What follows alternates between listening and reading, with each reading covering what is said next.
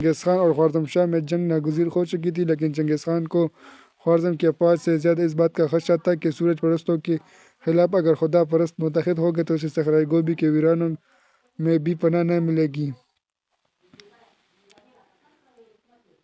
ان واقعات سے قبل خوارزم شاہ اور خلیفہ ناصر میں ناچاکی ہو چکی تھی۔ خوارزم شاہ نے خلیفہ سے مطالبہ کیا تھا کہ سلطنت بغداد کی مساجد میں خلیفہ کے ساتھ اس کا نام خود نہ بھی پڑھا جائے، لیکن جب یہ مطالبہ نہ مانا گیا تو اس نے اپنی سلطنت سے خلیفہ کے نام کا خطبہ منسوخ کر کے بغداد پر چڑھائی کر دی۔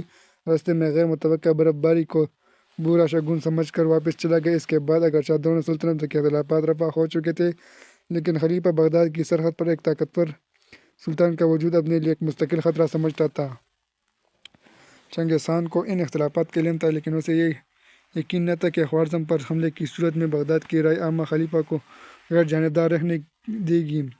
اسے یہ ڈر تھا کہ اگر خلیفہ نے اپنے اختلافات بلا کر خوارزم کی حمایت میں اعلان جہاد کر دیا تو افریقہ سے لے کر ہندوستان تک تمام اسلامی ممالک کی افواج اسے کچلنے کے لیے موجود ہوں گی۔ ان تمام خدشات کے پیش نظر چنگیز خان قراقرم میں وسیع پیمانے پر جنگی تیاری کر رہا تھا۔ خوارزم شاہ کے ساتھ ان بن ہو جانے سے پہلے چنگیز خان کو یہ احساس تھا کہ وہ سلطنت خوارزم کو تہوبالا کیے بغیر تسخیر عالم کی خواہش کو پورا نہیں کر سکتا۔ اگر خوارزم شاہ اسے شکایت کا موقع نہ بھی دیتا تو بھی زیادہ سے زیادہ یہ ہوتا تھا کہ تاتاریوں کے ہاتھوں خوارزم کی تباہی چند برسوں کے لیے ٹل جاتی۔ طاقتور ہمسائے کو نظر انداز کرنا یا کمزور ہمسائے پر رحم کرنا چنگیز خان کے مسلک کے خلاف تھا۔ وزیر اعظم کے ساتھ طاہر کی پہلی ملاقات سے چند ہفتے بیشتر خلیفہ ناصر کو خوارزم شاہ کے ہاتھوں چنگیز خان کے الجی کے قتل ہونے کی خبر مل چکی تھی، اور چند دن سے یہ خبر بغداد میں مشہور ہو چکی تھی۔ شکار سے واپس آ کر طاہر نے خوارزم کے سفارت خانے کا رخ کیا۔ خوارزم کا سفیر عماد الملک جس قدر طاہر کی تغذنی سے متاثر ہوا تھا، اس سے کہیں زیادہ اس کی باتوں سے متاثر ہوا۔ طاہر کے بلند ارادوں سے واقف ہونے کے بعد اس نے کہا، کاش بغداد میں آپ جیسے نوجوان اور ہوتے۔ طاہر نے جواب دیا، بغداد میں میرے جیسے کئی نوجوان ہیں، لیکن مجھے افسوس ہے کہ آپ جس طرح خلیفہ سے بدظن ہیں اس طرح بغداد کے عوام سے بھی بدظن ہیں، اور خلیفہ کے متعلق بھی میں یہ کہہ سکتا ہوں کہ اگر خدا نخواستہ خوارزم پر مصیبت آئی تو اس کے لیے غیر جانبدار رہنا ناممکن ہو جائے گا۔ کم از کم وزیر اعظم کے متعلق مجھے یقین ہے کہ وہ قاسم کا بدلہ باپ ہونے کے باوجود اپنے پہلو میں ایک مسلمان کا دل رکھتا ہے، اور وہ خلیفہ کو غلط مشورہ نہیں دے گا۔ عماد الملک نے کہا، آپ جیسے خوش فہم انسان کو 500 برس قبل پیدا ہونا چاہیے تھا۔ اب دنیا بہت بدل چکی ہے۔ طاہر نے کہا، ہو سکتا ہے کہ خلیفہ کے متعلق مجھے غلط فہمی ہو، لیکن وزیر اعظم کے متعلق میں یقین سے کہہ سکتا ہوں کہ خوارزم کے لیے اس کی نیت بری نہیں۔ عماد الملک نے اپنے ہونٹوں پر ایک حقارت آمیز مسکراہٹ لاتے ہوئے کہا، اگر میں وزیر اعظم کے متعلق آپ کی غلط فہمی دور کر دوں تو آپ مجھے اپنی اصلاح کے لیے ہر وقت آمادہ پائیں گے، اور پھر میری جگہ بغداد کی بجائے خوارزم میں ہوں گی۔ آپ وعدہ کرتے ہیں کہ یہ اراض اب تک محدود رہے گا؟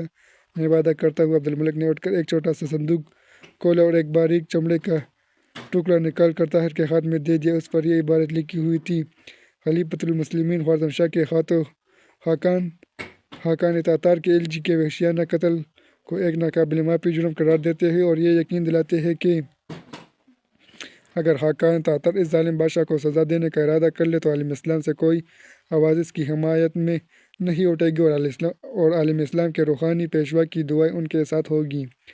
مخلص وحید الدین وزیر خارجہ۔ اس عبارت کے نیچے چینی زبان کے چند حروف درج تھے۔ طاہر نے ان حروف پر انگلی رکھ کر عماد الملک سے پوچھا، یہ کیا لکھا ہے؟ عماد الملک نے جواب دیا، یہ چنگیز خان کے سفیر کی تصدیق ہے۔ اس نے لکھا ہے کہ آپ کے خادم خاص نے خلیفہ کو اپنا ہم خیال بنا لیا ہے۔ طاہر نے کچھ دیر سوچنے کے بعد سوال کیا، آپ کے خیال میں یہ خادم خاص کون ہے؟ عماد الملک نے جواب دیا، وحید الدین۔ اور کون؟ طاہر نے کہا، نہیں کوئی اور ہے، خلیفہ کا کوئی ایسا معتمد جو بغداد میں چنگیز خان کی جاسوسی کر رہا ہے۔ عماد الملک نے کہا، اگر وحید الدین نہیں تو پھر وزیر اعظم ہوگا؟ نہیں، میرے خیال میں وزیر اعظم اور وزیر خارجہ کے علاوہ کوئی اور ہے۔ آپ یہ تحریر پہچانتے ہیں؟ نہیں، میں نام پڑھ سکتا ہوں، لیکن سوال یہ ہے کہ وزیر خارجہ نے تاتاری سفیر سے اپنے خط کی تصدیق کروانے کی بجائے اسے اس قسم کا پیغام بھجوانے کے لیے کیوں نہ کر دیا؟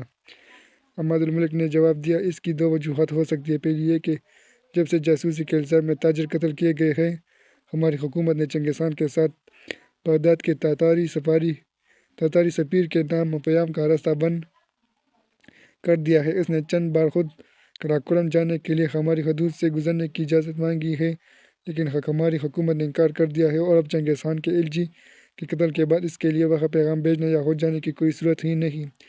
ہماری سلطنت میں سے گزرنے کے علاوہ اس کے لیے صرف دو راستے ہیں، پہلا یہ کہ وہ مغرب کے ممالک سے گزرتا ہوا روس کا رخ کرے اور پھر روس کے ان ناقابل عبور علاقوں سے گزرے جن کے باشندے حال ہی میں تاتاریوں کی سپاہی دیکھ چکے ہیں۔ وہ کسی تاتار یا ان کے کسی ایلچی کو اس کا حسب و نسب پوچھے بغیر قتل کر دیں گے۔ دوسرا راستہ یہ ہے کہ سمندر کے راستے ہندوستان جائے اور وہاں سے قراقرم کا رخ کرے۔ اس صورت میں اس کے سامنے وہ بلند پہاڑ حائل ہوں گے جہاں سے پرندہ بھی نہیں گزر سکتا۔ طاہر نے پوچھا، یہ تحریر آپ کے ہاتھ کیسے آئی؟ عماد الملک نے جواب دیا، خلیفہ ناصر کی فراست نے ہمیں چوکنا رہنا سکھا دیا ہے۔ انہوں نے اس مہم کے لیے خوارزمی ترک کی خدمات حاصل کی تھی اور چمڑا اس کے جوتے کے تلے کے اندر سی دیا گیا تھا، لیکن ہمارے سرحد کے افسر جاسوسوں کو پہچاننے میں بہتر ماہر ہیں۔ سرحد کے گورنر نے ایلچی کو قتل کر دیا اور اس خط کی نقل سلطان کو اور اصل میرے پاس بھیج دیا۔ خلیفہ کو ان واقعات کا علم ہو چکا ہے۔ میں وزیراعظم سے مل چکا ہوں، اسے میں نے نہیں بتایا کہ اصل خط میرے پاس پہنچ چکا ہے، میں نے اسے صرف ایک نقل پیش کر دی تھی۔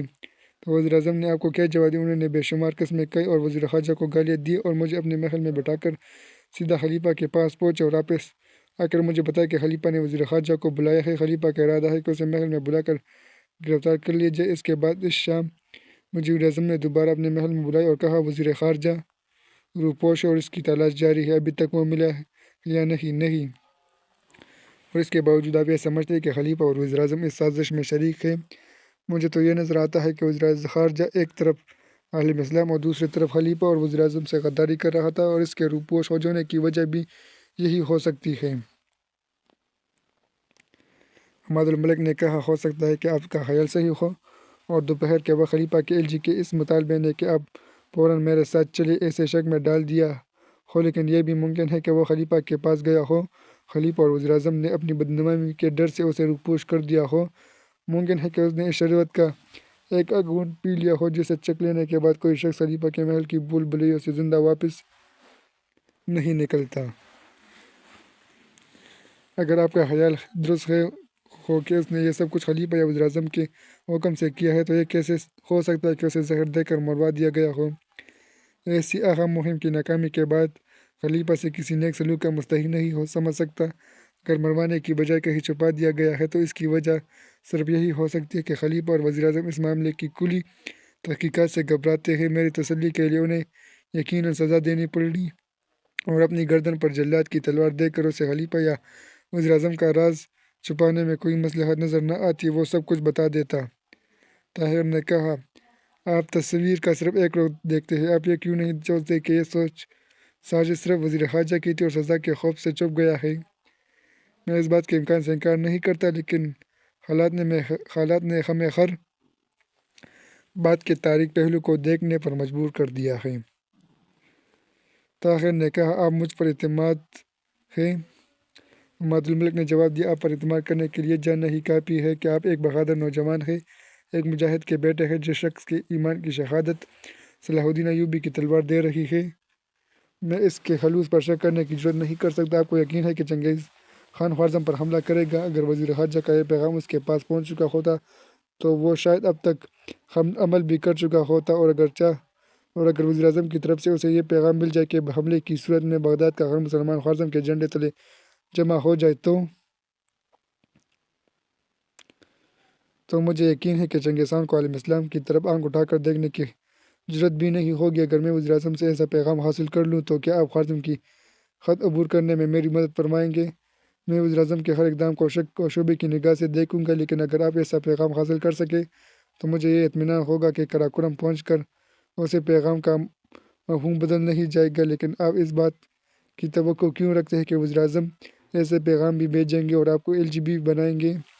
اس سوال نے طاہر کو ایک لمحے کے لیے بدحواس کر دیا۔ اس کے دل میں شک پیدا ہو گیا کہ اگر اس نے یہ بتا دیا کہ وزیراعظم اسے چنگیز خان کے پاس بھیجنے کا ارادہ ظاہر کر چکا ہے تو عماد الملک کے شکوک بڑھ جائیں گے۔ اس نے جواب دیا، میں وزیراعظم سے یہ مطالبہ کروں گا، اگر اس نے انکار کر دیا تو میں بغداد کی جامع مسجد میں یہ اعلان کروں گا کہ خلیفہ اور وزیراعظم عالم اسلام کو چنگیز خان کے پاس فروخت کر چکے ہیں، اور آپ دیکھیں گے کہ میری یہ آواز بغداد کے ہر بچے اور بوڑھے کی آواز بن جائے گی۔ میں اب سے خوارزم سے گزرنے کے اجازت نامے کا مطالبہ صرف اس وقت کروں گا جب آپ کو وزیر اعظم کی تحریر دکھاؤں گا۔ عماد الملک نے جواب دیا، میں وزیر اعظم کی تحریر دے کے بغیر آپ کو اجازت نامہ لکھ کر دینے کے لیے تیار ہوں۔ طاہر نے اٹھ کر اس کے ساتھ مصافحہ کرتے ہوئے کہا، نہیں ابھی نہیں، میں وزیر اعظم سے ملاقات کے بعد آپ کے پاس پھر آؤں گا۔ طاہر عماد الملک کے مکان سے باہر نکلا تو سڑک پر زید آتا دکھائی دیا۔ زید نے بگڑ کر کہا، میں آپ کو ڈھونڈ کر تک گیا ہوں، وزیر اعظم کا ایل جی آپ کو بلانے آیا تھا، وہ کہتا تھا کہ آپ کو تلاش کر کے فوراً روانہ کر دوں۔ عجیب احمق آدمی تھا، مجھے کہتا تھا کہ تم بالکل بدھو معلوم ہوتے ہو، اور میں نے جب اسے کشتی لڑنے کی دعوت دی تو کہا لگاتے ہوئے چل دیا۔